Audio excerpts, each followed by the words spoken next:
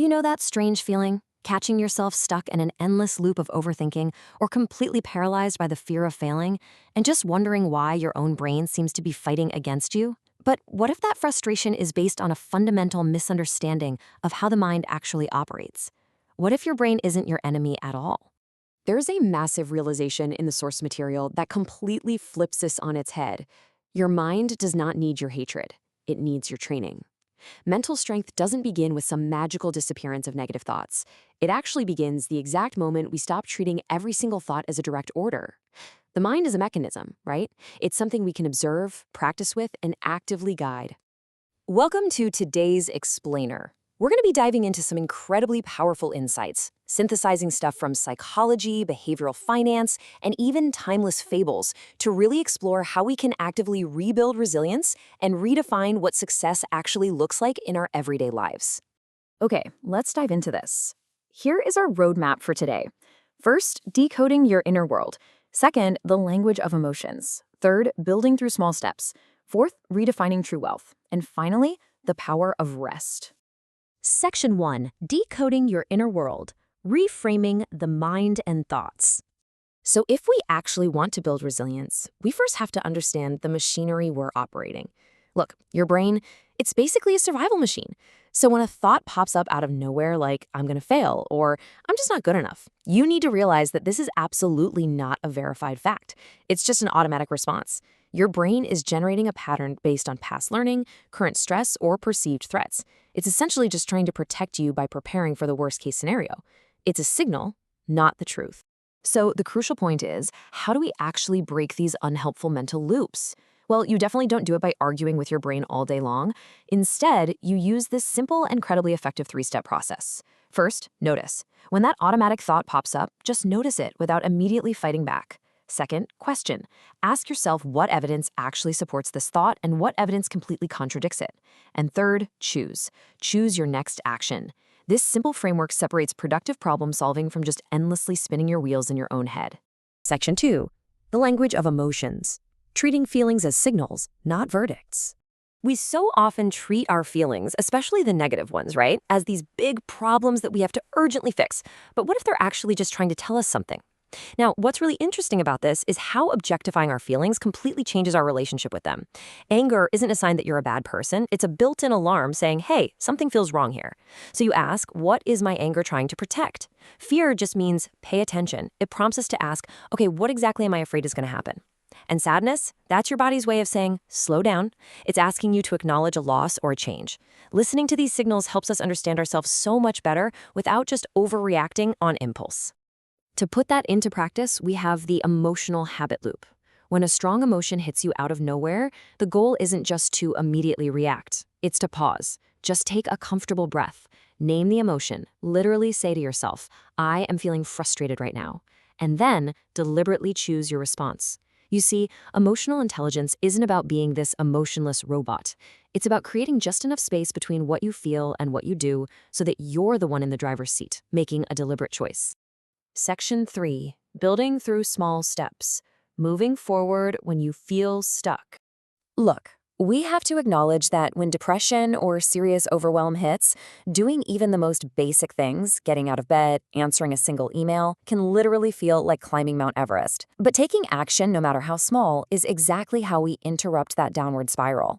If you've been entirely derailed lately, this 30-day comeback framework is your blueprint. And notice how incredibly gentle it is. Week 1 isn't about crushing all your life goals. It's literally just about stabilizing. Sleep, water, stepping outside for 5 minutes. Week 2 activates a tiny bit of focus with just a single 20-minute work block. By weeks 3 and 4, you're slowly building and strengthening. The goal here is absolutely not to be a highly motivated powerhouse every single day. The goal is just to keep returning to the process. And that brings us to a frankly brilliant concept for when a task feels absolutely impossible. You must shrink it down to the lowest useful step. Seriously, if you cannot bring yourself to work out for an hour, just stand up and stretch for 2 minutes. If you can't clean your entire house, just clear off one single countertop. These tiny actions might not seem like they're changing the world in the moment, but they maintain your connection with life. They prove to your brain that movement is, in fact, still possible. This actually brings us to a really beautiful fable from our sources.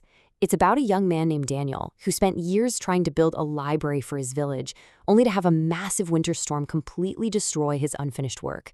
Standing there in the ruins, utterly defeated, an old woman named Elena handed him a small lantern and gave him this profound piece of wisdom. Darkness does not disappear because the light is large. Darkness disappears because someone decides to light something. So Daniel didn't rebuild the library with some sudden heroic burst of intense effort. He just went back up to the hill and he picked up one single piece of wood and then another. And that one tiny, incredibly ordinary action, it created a ripple. People noticed. A local carpenter offered him some tools. Children started carrying stones. Daniel's tiny steps created a momentum that spread like wildfire and inspired an entire village to join him. Section 4. Redefining True Wealth. Applying small steps to success and finance. Let's move to how this builds into the physical outer world of our careers and finances. There's a deeply moving story in our material about a young guy named Arman. He came from a struggling working-class family and he promised to give them a better life. So he worked incredibly hard, started an online business, but eventually a major mistake caused him to lose almost everything. Sitting in his tiny room, totally crushed, he opened his father's old toolbox and found a handwritten note that simply read, "When something breaks, don't throw it away before you try to repair."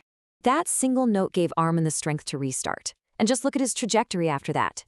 He didn't go looking for some magic shortcut. His business was broken, for sure, but he repaired it. He built it back up slowly. He listened to his customers. He hired struggling young people just like himself to help out. Eventually, his company expanded across several Asian countries, and he finally fulfilled his ultimate promise by building his parents a brand new house. Because as his father once told him, success isn't about arriving early.